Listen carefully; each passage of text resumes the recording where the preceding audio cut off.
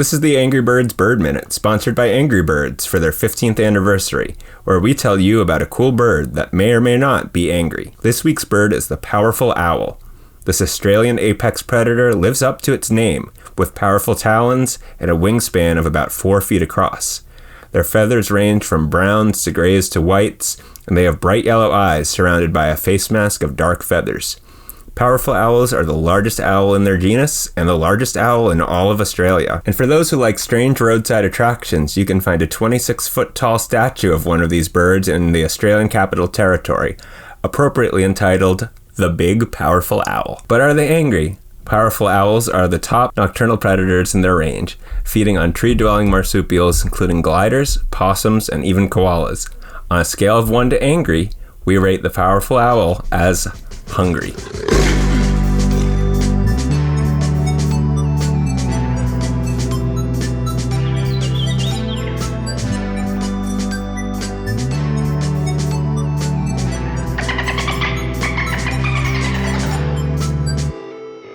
This is Wild Green Streams. I'm Rhett. I'm Io. And today we're going to do a fact-check episode where we take a meme or some kind of trending online story about wildlife and we go and we fact-check it. The first one I have seen circulated, it goes through stages of how quickly it surfaces, and I can tell it is making the rounds again by how many times I see popped up, is a picture of a polar bear who's sitting on the ice, who is mid-poop. There is poop on the ice, and its mouth is also open.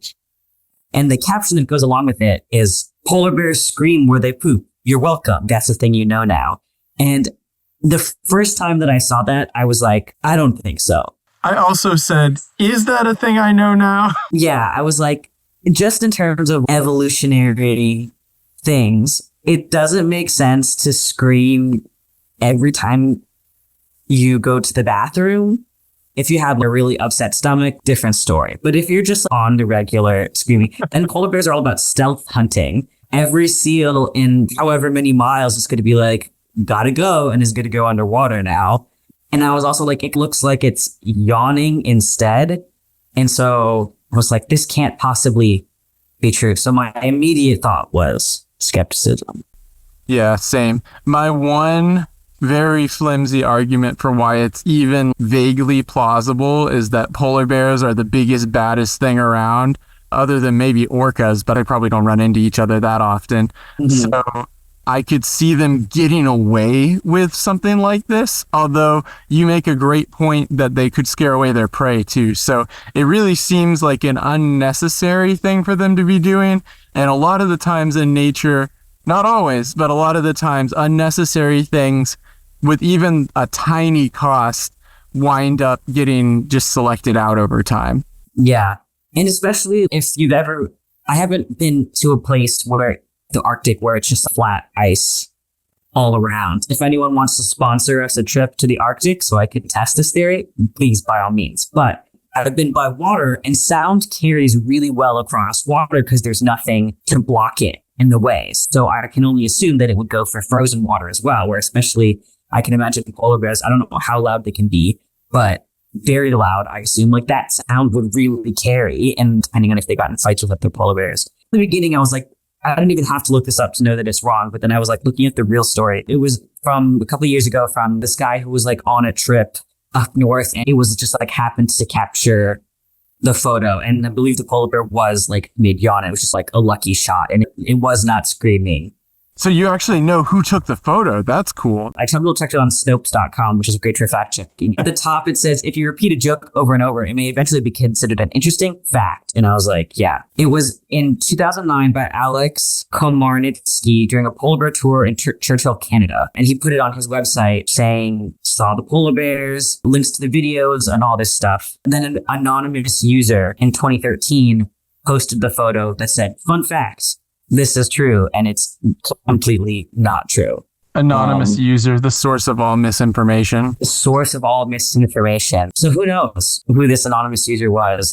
Their work has circulated wildly, and they have misinformed many people. Because even like in searching up to see, is this true or not? There are lots of people being like, yes, this is true. Yes, this is true. And I'm like, where is your source? the sources, they're like, oh, I saw this meme. And I'm like, what's the meme source? Like, it was very circular, a lot of the reasoning. Right. But it just goes to show like how widely a quick image can circulate. I love how definitive the writing on this Snopes article is. In the last line, it says, this picture and caption continues to circulate on social media and has led some to believe that this fun fact is a genuine piece of information about polar bears. It's not. Polar bears do not yell when they poop, period. We love a definitive statement about fact or fiction. Truly. Okay, so I feel like that one's pretty cleared up for me. You had a second that you were going to bring today. I do. And I've seen it more frequently than the polar bear one, but it still gets to me. So the image is of gray squirrel and it's on the ground and it's like left arm is on the ground. Its right arm is up almost as if it's going to like take a punch or something. And its left leg is on the ground and its right leg is up. So it looks like it's doing the superhero landing pose when they like land on their knee. And it says, the best thing I've learned this week is that when squirrels fall/jump, they land like superheroes. And immediately upon seeing this, I saw this photo and I was like, I have seen many squirrels in my life jump and run and fall. And I've never, like, why would you do this? Also, I know that the superhero landing is like not realistic because it would be super bad for your knees to just, you're like falling out of the sky and then you land on your, like, only superheroes could do that. Any normal person, you don't want to land on your knees. And why only 3 legs? No, why not all 4 to distribute the weight better? Like they want to be uneven? Like the 3-point landing is style and no function. Actually, like negative function. It would no function ever again. No function ever again. Say goodbye to your kneecaps. So I was like, this can't possibly be true. And then I like looked at it just a little further and I was clearly it's a real picture of a squirrel, but I was like, what is a squirrel doing? And then I was like, oh, the squirrel is just like scratching itself. Like, really? Yeah, because the foot is also a little bit blurry in the photo. Oh, and then, right. And then I also looked at on trutherfiction.com, they were talking about it and alongside the photos of it kneeling. Apparently it was the guy who originally posted it heard it on a podcast that it was true. The claim originally was like from Reddit and people have edited pictures of the squirrels to look like with the CGI of Marvel in the back. Zoologist and wildlife photographer debunks the claim and posted the footage of what it really was, which is just squirrels are scratching their armpits, but they can't reach them with their hands. So they have to do it with, like, if you've ever seen your dog try to scratch its like front armpit, that's what the squirrel is doing. But just because of their body, they're like sitting while they do it. It's kind of like trying to touch your right elbow with your right hand. Like you can kind of go, but you can't get near it. It doesn't work. And I imagine also because they're squirrels, their back legs are probably much more powerful for scratching than their front little arms. And they go on to say, which is anyone who has seen a squirrel jump or fall will notice that they land with their front feet and they then distribute their weight onto their back feet because that's the logical way that they would move about their environment. With this one, I thought that is definitely not how squirrels always land because I have seen squirrels land and it was not like that. But I initially believed that the photo was of an instance of a squirrel landing that way. Like I was like, okay, so there's like 2 or 3 photos of times in history when squirrels landed and either picked up a foot or landed on 3 feet. They're pretty light. They could probably fall pretty fast and it didn't hurt them. Squirrels are just built different. But I gotta say, I am 100% convinced that all of these photos are scratching now. After flipping through a bunch of them, they all are scratching. And a lot of these photos, a lot of the superhero meme photos even that I was just looking at, the foot is visibly in motion. It's motion blur even. Like they bother to fix it as though some of the people probably believed it. But it's just straight up, this thing is scratching itself and there's no ambiguity at all. Yeah. And I'm sure some squirrel, when they're first learning how their like little tiny baby squirrel body works, has fallen out of a tree and fucked it up and not stuck the landing. But I don't think it would land like this.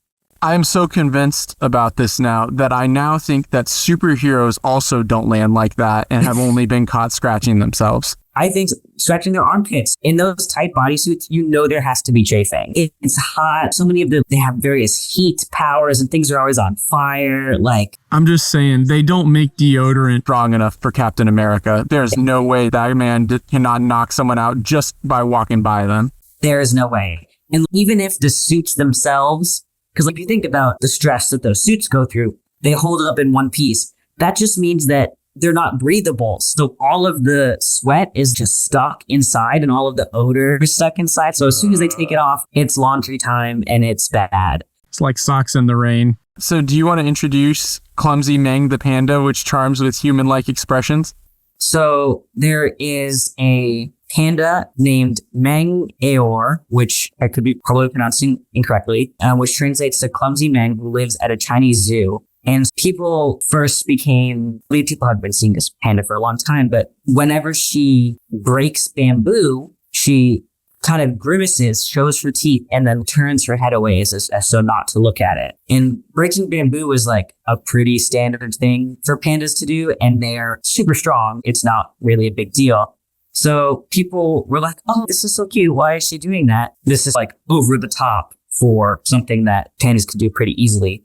And then they found that because she was raised in captivity, she watched her human caregivers break the bamboo, and humans, not as strong as pandas. So it takes a lot of effort. And usually when people exert a lot of effort, you grunt and you strain and you grimace. And then also because there's the possibility of flying pieces of bamboo, you would turn your head away and do this thing unconsciously or unintentionally rather. As Ming watched her keepers prepare bamboo, she just thought that was like a part of how you prepared the bamboo, was you would do this face motion and look away. And when I first saw this, I thought it was similar to our previous stories where I was like, I don't know if this is true. This seems like another clickbait article. Like, I'm going to be skeptical until proven truthful. She really does look like it's very much a human in a bear suit kind of an expression. Like she's cringing hard at this bamboo and looking away from it. It's really dramatic. I feel like even for a human, it's dramatic the way that she does it. This article on says.com, this is highbrow journalism over here, was saying that Meng might be the way his name is pronounced, the panda, was separated from his mother when he was a cub, so he was never taught how to break bamboo. And whenever the zookeepers tried to snap it, he would furrow his brow and grit his teeth. So the panda began to mimic not just the physical actions, but the facial expressions also. So what do you think about this one, Aya? I was skeptical at first. Now I believe that it could be true. I haven't been able to find any definitive official source. Everyone is saying the same thing, but no one is clear about where they learned what they're saying from it. So it's been like a circular source. From my animal knowledge, it sounds plausible. I can see how that would be a thing that a panda would learn to do by watching its human caregivers, because animals are often a lot smarter than we give them credit for. But then balancing that with anthropomorphizing or projecting onto them is a tricky balance. So I'm going to say plausible for now until we can find an official confirmation source. And it would be a very cute story if it's true. We will hope as we await for further information. I think that's exactly where I'm landing on this one as well. Animals learn a lot. They learn a lot from their caregivers. I think it's totally plausible that a large mammal could learn to do some wacky stuff from being raised by humans. That said, I don't see a source that the sources are citing, so it's just kind of these articles online. So I don't want to go either way with it. I just think they're funny photos for now, and maybe we'll shoot an email to the Beijing Zoo and see if we can get a little clarification on the truth in this story. Have the panda on the podcast. I think that's the next step. I was going to suggest we have a zookeeper on the podcast, but you're just going straight to the source. I want the information straight from the panda's mouth. What? Do you cringe whenever you eat food and it'll just be like, just a very awkward panda. It's got a lot of stage fright. Yeah. And you know what? We've all been there. One of the captions I saw of someone just talking about it was like me trying to do a pull-up at the gym. And I'm like, yeah, that's real. Maybe the panda was watching people do pull-ups and was like, this is it. We may never know. True. Except that when I do a pull-up, that pull-up bar is not injured in any way. And it looks like this bamboo is getting snapped in half, but I don't want to claim any kind of credibility there. People always have their like gorilla strength training or like lion strength training. Where's the panda strength training? Snapping bamboo, no problem. That's nothing to shake a stick at. I see what you did there. So maybe that'll be our Wild Green workouts, is how to get you in panda bear shape, strong enough to snap bamboo in half. The number one is you sleep almost the entire day. I'm already in. This sounds excellent. Rest is important for your body to recover. Stay tuned for the Wild Green workouts on the horizon. What if we became just like a bro dude fitness podcast, but every single episode is just talking about how to get swole like a different animal? I think that would be so fun. Be like how to get swole like, I don't know, bird, or how to get swole like and also like a fish, or like a crayfish, or like a barnacle, or like an ant. I think there's a lot to be explored here. I think we're on to something. I think this might be at least a segment. Wild animal workouts. What workout would you do if you wanted to be like that animal? I think that's something here. I like this. I like this a lot. Until then, that's all for this episode. If you want to support the show, go to patreon.com/wildgreenmemes. That's memes with an M. Until next time, I'm Rhett. I'm Io. And happy Year of the Raccoon.